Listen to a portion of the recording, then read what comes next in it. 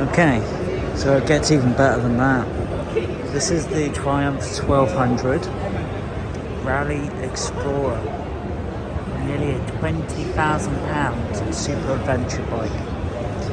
Lots of power, lots of torque, 148 horsepower, hill assist, heated grips, heated seat, cruise control, slipper clutch, quick shifter, nice shape here on the engine casing, massive Brembos, interesting looking piece here. The ability to fit panniers, shaft drive, so you won't have any chain to lubricate and clean.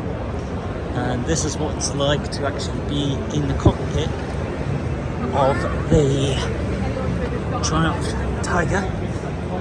It is huge. It is a huge cockpit. It's quite wide. Going off-road on this would be pretty daunting.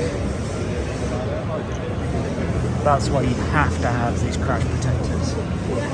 Here's what I mean. Exposed electrical connector. Do you see that? And a nearly £20,000 super adventure bike. Weather, the rain, the grit, the salt, the rain, the cold will work its way in there. That will start corrosion. A nearly 20 grand super adventure bike that's designed for off-road.